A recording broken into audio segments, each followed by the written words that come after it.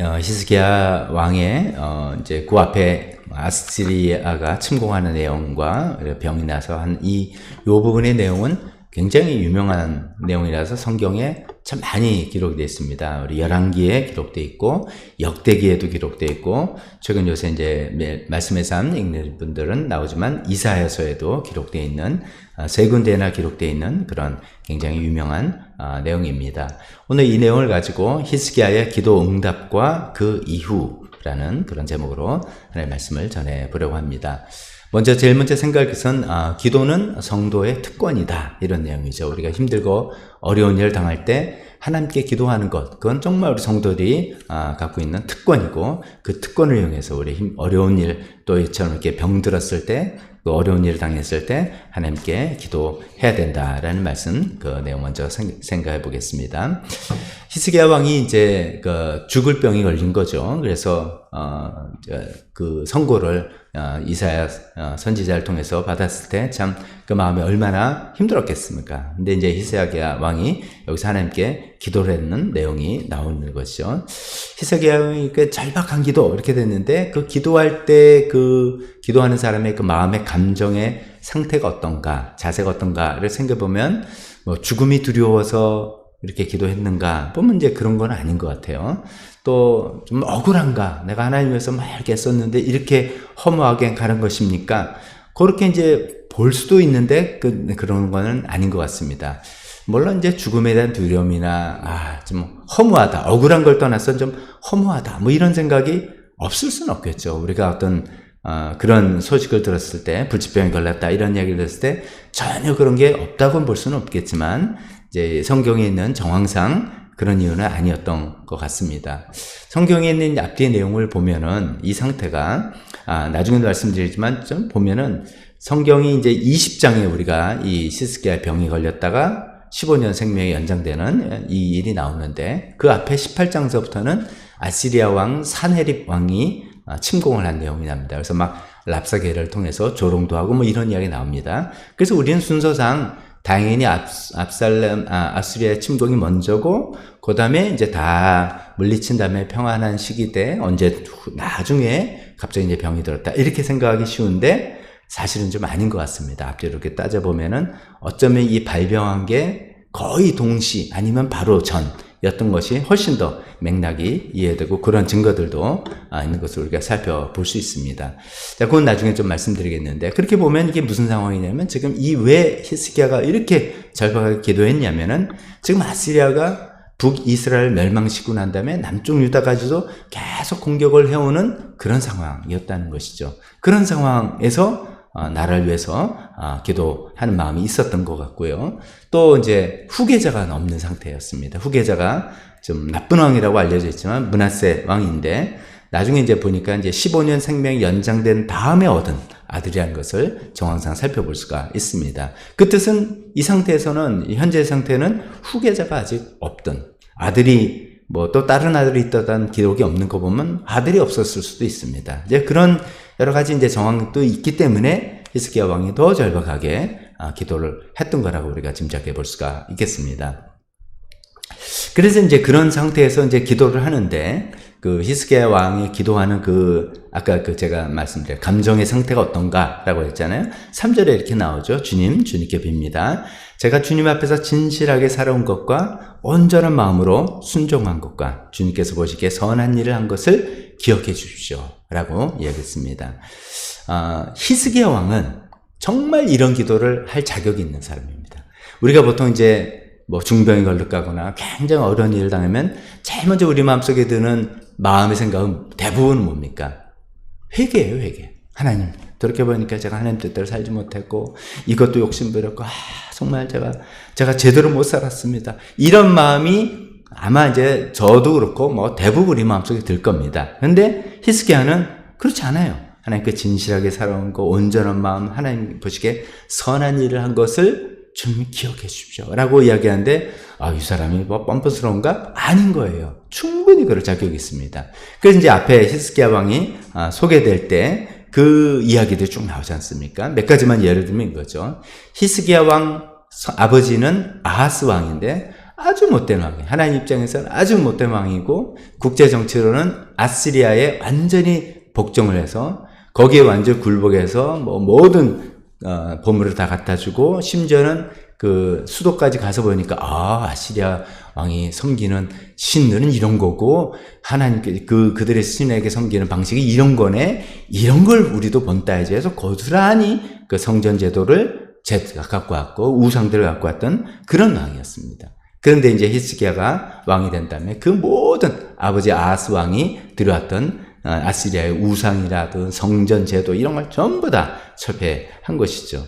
거기는 이제 종교적인 의미뿐만 아니라 정치적으로 나는 아시리아의 속국이 되지 않겠다라는 분명한 자세까지 포함되어 있는 것이죠. 또 히스기야 왕이 잘한 게 그런 거 아닙니까? 계속 이렇게 성경 읽어보면 뭐는 잘했지만 산당은 제거하지 못했다. 산당은 로컬 지역에 각 지방에 예루살렘에서만 하나님께 예배하기로 하나님께서 말씀하셨는데 각 자기 동네에서 좀 높은데 좀 영험하다고 생각하는 곳에 거기서 이제 하나님을 뭐 나름대로 섬겨하는 거 하나님 하지 말라 그랬는데 딱 있었던 거죠. 어떤 지방 세력의 근거 구심점이라고도 볼 수가 있습니다. 이제 그 히스기야는 산당을 다 제거하고 또 놀라운 이야기 있죠. 모세 노뱀, 그 유명한 모세 노뱀이 이때까지 계속 이어내려 있었어요. 근데 문제는 이 모세 노뱀이 우상화되어 있었던 거예요. 그 모세 노뱀을 드신 하나님을 의지하는 게 아니라 이게 굉장히 영험한 효력이 있다라고 생각해서 이게 우상화로 되어 있는 것을 그걸 제거해보는 굉장히 과감한 정책이죠. 그리고 한 가지 더 한다면 유월절을 정말 하나님 말씀대로 우리가 유월절을 지켜야 된다. 우리 지난주에 말씀 살펴본 것처럼 이미 멸망한 북쪽 이스라엘 지역 사람들까지에게도 다 그것을 초대해서 전 동족 이스라엘 전체가 하나님께 유월절을 드리는 뭐 이런 놀라운 일들을 했죠. 그래서 그에 대한 평가가 열왕기하 18장 3절에 이렇게 나오죠. 그의 조상 다윗이 한 모든 것을 그대로 본받아 주님께서 보시기에 올바른 일을 하였다. 끝난 거예요. 최고의 찬사예요. 다윗이 한 그대로 했다. 하나님 마음에 합당한 다윗처럼 했다. 그러면 끝이죠. 최고의 찬사를 받은. 그래서 사실은 이제 다윗 왕 이래로 가장 하나님 마음에 맞게 행동한 사람이 히스기야 왕이다 라고 할 정도의 그런 선행, 하나님 앞의 선행이죠. 이런 것을 했던 사람이에요. 그래서 이제 그런 일을 하는 것이죠. 자, 그럼에도 불구하고 그것을 무슨 보상 차원에서 하나님, 제가 이런 거 하나님께 했으니까 하나님 저를 고쳐주셔야 되지 않습니까? 라고 하는 자세는 아닌 것 같습니다. 굉장히 겸손하게 자비를 베풀어 달라는 그 표현이 있잖아요. 제가 주님께 한 것을 기억해 주십시오. 제가 이렇게 하지 않았습니까? 라고 해서 막 때를 쓰고 막 그 대들고 막 하는 그런 자세가 아니라 그를 기억해 달라는 겸손한 그런 자세였던 것이죠. 자, 이런 것이 이제 어떤 우리가 히스기야 왕의 기도를 통해서 배울 수 있는 기도의 자세인 것 같습니다. 어려움이 겪을 때 반드시 하나님께 나가야 되고 우리가 하나님께 나가는 것은 성도의 특권이라는 것이죠. 특권인데 그렇게 하나님께 나아갈 때 우리 마음속에 비록 우리가 하나님께 행한 많은 뭐 정말 칭찬받을 거와 주님을 위한 수고, 헌신, 희생 있었겠죠. 근데 그거 들이밀면서 보상 차원에서 하나님 제가 이렇게 하나님께 했는데 이게 뭡니까? 말이 됩니까? 막 상당히 막 요구를 하거나 막 때를 쓰거나 이런 게 아니라 그저 겸손하게 기억해 달라고 기도하는 그런 자세. 그런 자세. 그 다음에 또 역대 이사야서 38장에 요 장면을 기억하면서 이렇게 다른 표현을 썼어요. 이사야서 38장에 보면 히스기야 왕 기도할 때 이렇게 기도했다고 되어 있습니다. 주님을 섬기고 살겠습니다. 주님만 섬기겠습니다. 저를 낫게 하여 주셔서 다시 일어나게 하여 주십시오. 이 아픔이 평안으로 바뀔 것입니다. 이 표현도 그래요. 이제 말이 똑같은 말인데 어떤 감정과 무드에 따라서 우리도 보통 그렇게 기도하잖아요. 뭐 지푸라기 심심적으로 하나님 이번에 저 한 번만 살려주시면 제가 하나님 위해서 뭐 모든 걸 하겠습니다. 그런데 이게 속셈이 약간 좀 이렇게 대가성, 거래성 이런 걸 수도 있잖아요. 근데 말은 똑같아도 히스기야의 인품과 그 믿음이 그런 게 아니라는 거죠. 정말 내가 이렇게 죽지 않고 지금 나라도 위험하고 하나님 위해서 종교개혁하는 것도 좀 완성이 안 됐는데 주님 저를 더 살려주시면 하나님 위해서 더 제가 이것을 하고 싶습니다. 라는 그런 간절한 마음이 담겨있는 그런 자세인 것 같습니다. 그래서 하나님께 주님께 바친 헌신과 수고를 그저 기억해 달라고 하는 겸손한 자세. 뿐만 아니라 이것이 해결될 때 하나님을 더욱더 정말 섬기겠다는 그 헌신의 마음, 이런 것들이 기도할 때 우리가 가져야 될 자세인 것 같습니다. 자, 이렇게 해서 첫 번째는 기도는 성도의 특권이다. 어려운 일 할 때 어떤 자세로 기도해야 되는지 이런 걸 살펴봤다면, 두 번째, 기도의 응답은 전적으로 하나님의 소관이다. 이런 것이죠. 기도의 응답은 전적으로 하나님의 소관이다. 우리가 기도의 응답에 대해서 기본적으로 이제 인정해야 될 것은 이렇습니다. 하나님께서 이제 보통 하나님께서 우리 모든 기도를 들어주신다 라고 할 때 그 들어주신다라는 것을 잘 정의해야 되는 것이죠. 다 들어주신다는 것은 내가 원한 대로 된다라는 뜻이 아니라는 거 우리 알지 않습니까? 하나님께서 뭐 들어주신다는 것에 예스도 있고 뭐 노도 있고 웨이트도 있고 뭐 이런 여러 설명 많이 들으셨지 않습니까? 사실상 이렇게 하나님께서 우리 기도를 내가 원하는 대로 해달라는 식의 들어주신다면 세상은 난리가 나는 거죠. 큰일 납니다. 뭐 솔직히 우리 이자가 신앙생활 하면서 하나님께 원망하면서 막 누구 그걸 일종의 저주죠. 저는 망하게 해주세요. 이런 기도 안 하신 분 있으세요? 너무너무 속상하고 그래서 막 그때마다 그 사람이 휙 망해서 없어져. 근데 저 사람도 나에게 뭔가 꽂힌 게 있어가지고 저 사람 하나님 저 어떻게 해주세요. 그래서 오늘 제가 잘 살고 있다가 휙 제가 없어지는 거예요. 망해버려. 그러니까 하나님께서 기도한 대로 다 들어주시면 세상에 남을 사람이 없어요.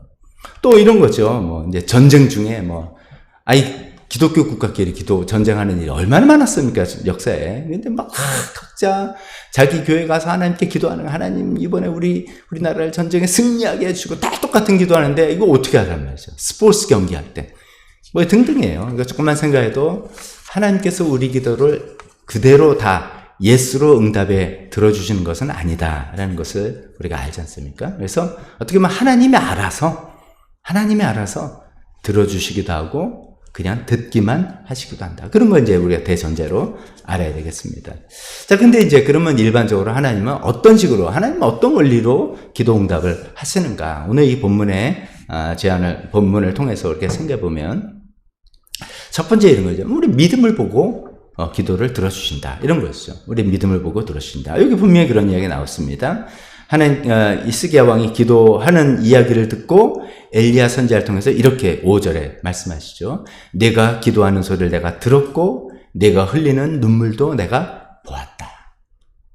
여러분, 정말 우리가 어떤 문제를 가지고 기도할 때 힘든 어려운 일이 있어서 그것이 뭐 실제로 힘든 일일 수도 있고 마음으로 힘든 일일 수도 있고 여러 가지 힘든 일에서 막 기도를 하는데 그것이 뭐 하나님께서 직접 성령 음성을 통해서 우리에게 하시든 아니면 믿음의 사람을 통해서 누굴 통해서 하시든 이런 이야기를 들었다. 얼마나 감동입니까? 하나님께서 내 기도 소리를 들으시고 내가 주님을 위해서 흘렸던 그 눈물을 보셨구나. 아시는구나. 이렇게 됐으면 얼마나 감동일까요? 저도 이제 개인적으로 몇 번 그런 일이 있죠. 제가 이제 PDTS에 갔을 때 또 다른 이제 예언의 은사 있는 분을 통해서도 그런 얘기를 듣고 참 제 마음에도 참 큰 위로가 되고 감동이 됐고, 뭐 저희 안에도 이제 그런 일들이 개인적으로 있어서 아마 여러분들도 많이 있을 겁니다. 이게 뭐 직접 음성을 통해서나 아니면 성경 말씀을 통해서나 아니면 어떤 사람이 나를 잘 아는 하나님의 사람을 통해서나 아니면 그냥 잘 모르는 사람인데도 이렇게 지나가는 소리처럼 하는 것을 통해서나 하나님께서 이런 것을 들으신다는 것이죠. 히스기야의 경우는 그의 그 기도를 들으시고 하나님께서 내가 너의 병을 고쳐주고 생명을 연장해 주겠다라고 말씀하셨다는 것이죠. 그래서 병이 낫고 15년 동안 생명이 연장되는 그런 기도 응답을 받았습니다. 자, 근데 우리가 여기서 조금 더 조심해야 될 것은 이런 것이죠. 믿음이 좋으면 응답이 받고 믿음이 안 좋으면 응답을 못 받는다 라는 것을 너무 지나치게 단순한 도식으로 우리가 생각하고 모든 경우에 그것을 그 잣대로 들이민다면 굉장히 설명이 안 되는 경우 또 많지 않습니까? 이게 일반적으로 맞아요. 우리 눈물을 보시고 우리 기도를 들으시고 기도 응답한다. 우리 지금 요새 그 이사에서 읽는데도 그런 부분 많이 나오잖아요. 하나님, 내가 응답하고 싶은데 너네가 요청을 안 해서 내가 못하고 있다. 뭐 이런 부분도 나오고요. 계속 나를 상기시켜라. 뭐 그런 말씀도 있고, 그러니까 우리 기도를 통해서 하나님께서 역사하시고, 믿음의 기도를 통해서 하신다는 것이 성경에 많이 나와 있단 말이죠. 그런데 이제 그걸 너무 단순 도식으로 만들어서 믿음 있으면 들어 응답되는 거고, 넌 믿음이 없어서 응답이 안 되는 거야 라고만 한다면 굉장히 곤란한 그런 일들이 성경에도 많은 예가 있잖아요.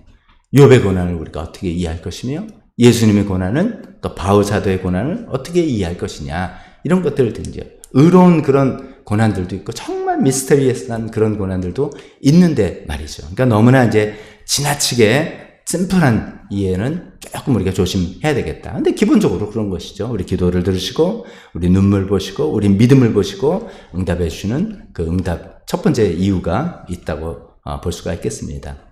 그런데 이제 오늘 하나님께서 히스기야에게 하시는 말씀은 그거 하나만이 아니야. 내가 다 볼 거 없어. 너 눈물 보고 그래 들어주겠다. 이렇게만 말씀하지 않으셨다는 거예요. 그래서 계속해서 덧붙여서 6절에 이런 얘기를 하십니다.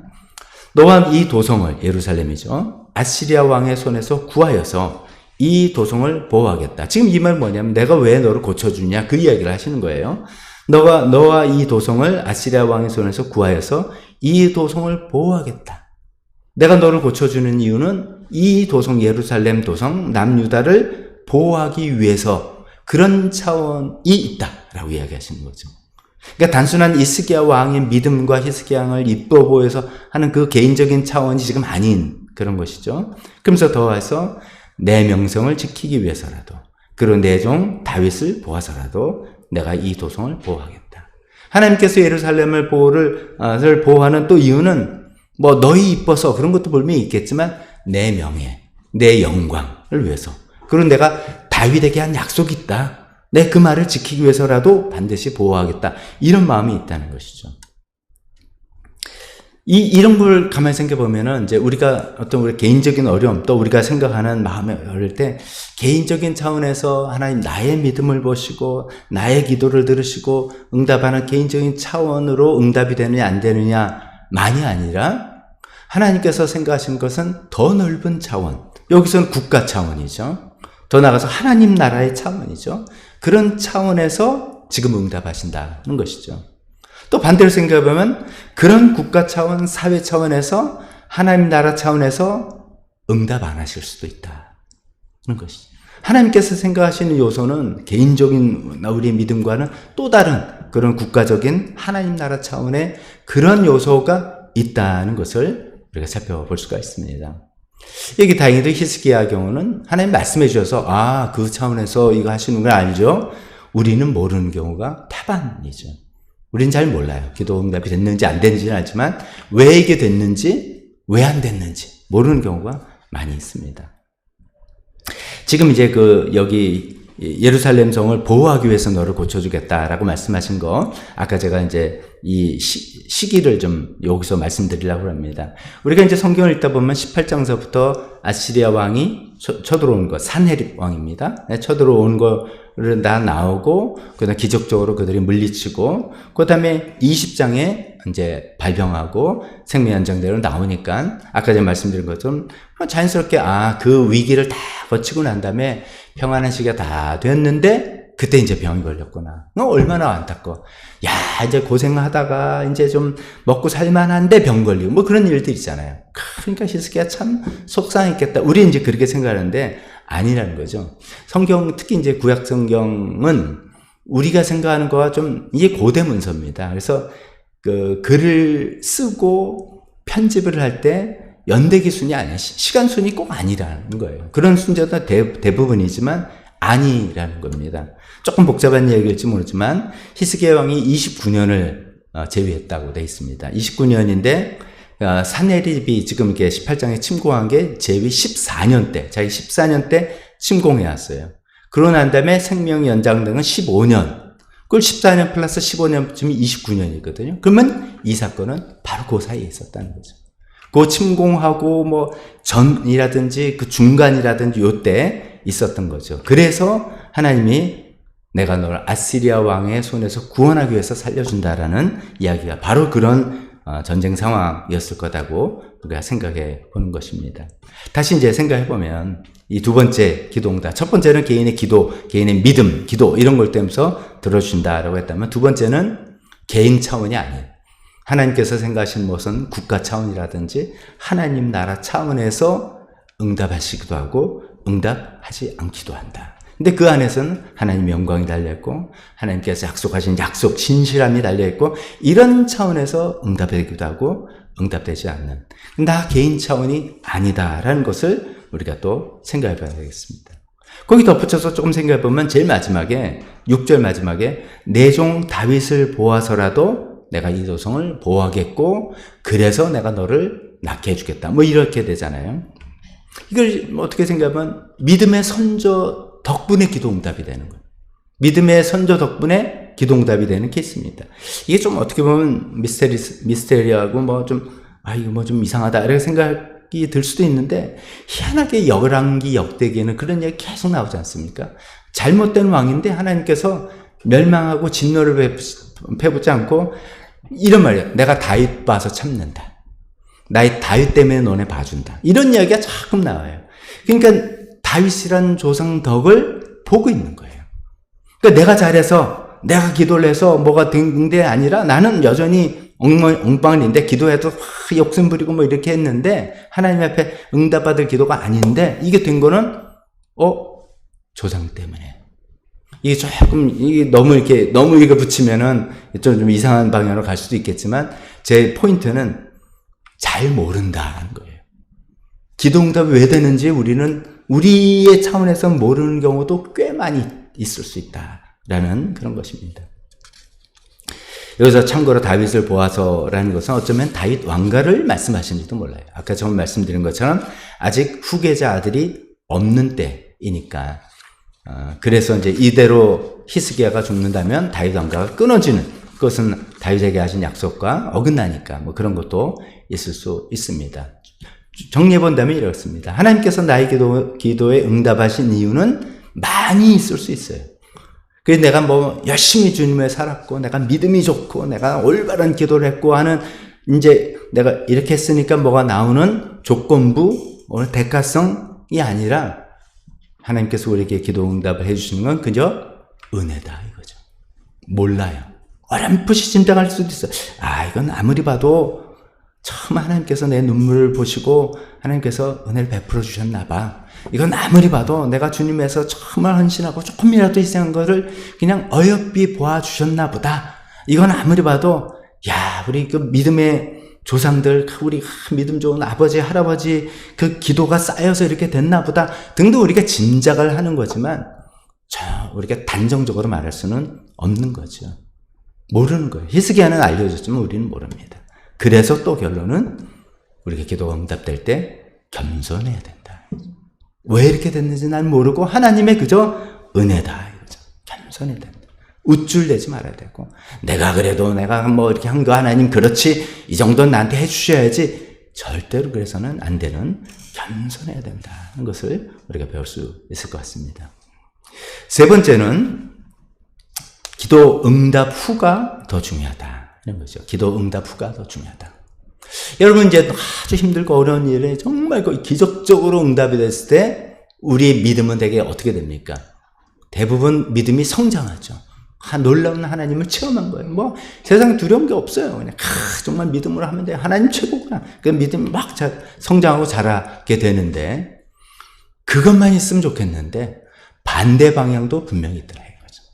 위기를 확 넘기고 난 다음에 이제 좀 나태해지고 그러다 보면 교만해지고 그때는 위기할 때는 아무것도 안 보이고 정말 하나님만 매달리고 그러다가 이제 응답되면 정말 이거 하나님께서 이랬다라고 해놓고선 나중에 이제 지나고 난 다음에 생각해보면 그래 뭐 하나님 들어주실 만도 하지 내가 또 하나님께 잘해드린 것도 얼마나 많아 뭐 이런 거라든지 자기 공치사가 이렇게 올라와서 교만으로 빠지는 이게 두 개 다 있는 거죠.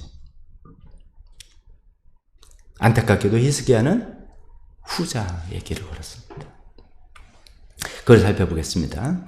기도 응답으로 생명이 연장된 후에 아시리아 사네립 왕의 공격을 18장, 19장 나라 잘 막았습니다. 하나님의 기적적 은혜로 잘 막았어요. 그 이후에 남유다는 번영을 맛보게 됐다라고 성경에 기록되어 있습니다. 역대하 32장 27절 보면 히스기야는 대단히 부유하게 되었고 온 천하의 영화를 한 몸에 누리게 되었다. 지금 이제 그 당시 국제정세, 지금 이제 우리가 뭐 국제정세에 굉장히 관심 많잖아요. 지금 뭐 중동의 전쟁이라든지 러시아 뭐 또 북한군이 뭐 파병을 했느니 말이에요. 뭐 우리는 늘 국제정세, 미국의 대선 어떻게 이렇게 아는데 이런 시각들이 이제 성경을 볼 때도 좀 필요하죠. 그 당시 국제정세는 어떤 거냐면 북쪽으로 지금의 이라크 쪽에 아시리아라는 패권 국가가 있었어요. 이 아시리아는 이미 북이스라엘까지도 멸망시킨 그런 크다란 패권 국가가 계속 호시탐탐 노리고 있어요.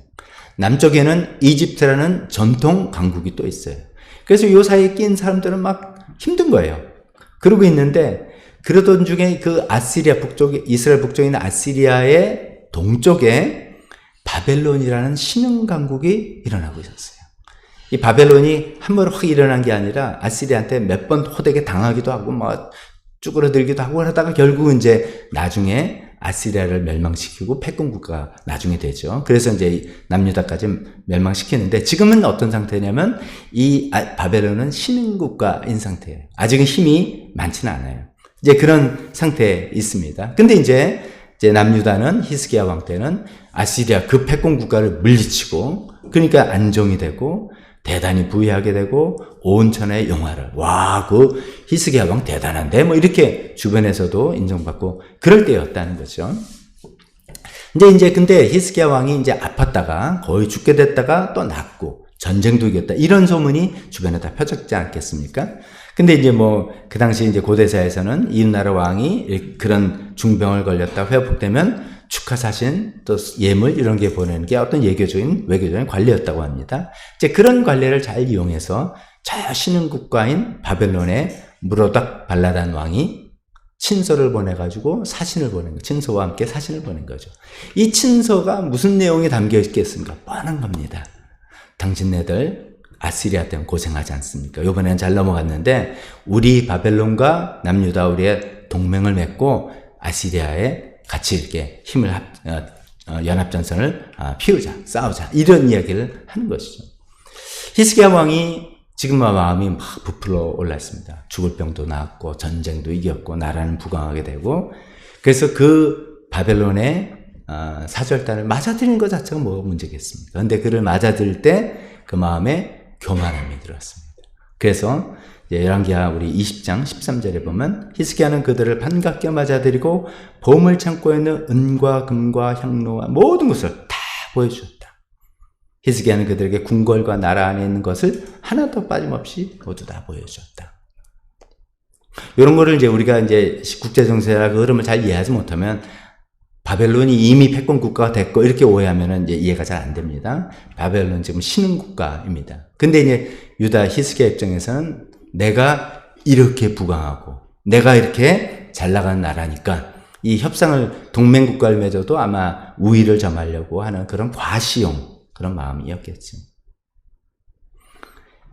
자기의 힘과 위용을 뽐내고 싶었던 그런 마음 하나님께서 보시기에 아주 안 좋았던 거죠. 그 마음속에 교만이 들어가고 그 마음속에 하나님을 의지하는 마음이 사라져 버린 것이죠. 그래서 하나님은 이사야 선지자를 통해서 책망하시고 너무나 끔찍한 말씀을 하셨죠. 바벨론에게 보여준 모든 것들 다 바벨론에게 뺏길 것이다 라는 충격적인 말씀을 하셨습니다. 근데 이제 우리 마음속에 또 아니 하나님 그럼 좀 히스기야 왕을 좀 막아주시지 왜 그런가 했더니 역대하 32장 31절은 이렇게 기록하고 있습니다. 심지어 바벨로니아 사절단이 와서 그 나라가 이룬 기적을 물을 때에도 요 지금 이야기하는 상황이죠. 그 일을 물을 때에도 하나님은 그의 인품을 시험하시려고 히스기야가 마음대로 하게 두셨다. 하나님이 이 히스기야의 인품을 시험하시려고 즉 기적적인 기도 응답을 받고 난 다음에 그가 어떤 사람이 되는지를 보시려고 가만 놔두셨다. 근데 안타깝게도 히스기야는 교만의 마음으로 치달았던 것이죠. 그래서 우리가 이렇게 생각합니다. 우리도 마찬가지입니다. 기도, 우리가 어려움을 할 때 정말 하나님께 나서 기도하는 거 성도의 특권이고, 하나님께서 우리 믿음을 보시고 우리 눈물을 보시고 주님께서 이렇게 들어주신다. 첫 번째입니다. 두 번째, 그러나 응답은 전적으로 하나님 소관이다. 내 개인적인 차원에서 응답할 수도 있고, 나는 모르는 국가적인 하나님 나라 차원에서 그래서 잘 모른다. 그래서 응답될 때 우리는 그저 겸손해야 될 뿐이다. 그래서 세 번째, 그 겸손으로 인해서 기도 응답이 되면 내가 더 주님께 겸손한 사람이 되어야 되는데, 안타깝게도 반대로 교만한 사람이 되는 케이스가 있는데, 그게 안타깝게도 히스기야 왕인 거잖아요. 우리가 그걸 살펴보는데, 우리가 그렇게 되어서는 안 되겠다라는 그런 말 교훈을 우리에게 주는 것 같습니다.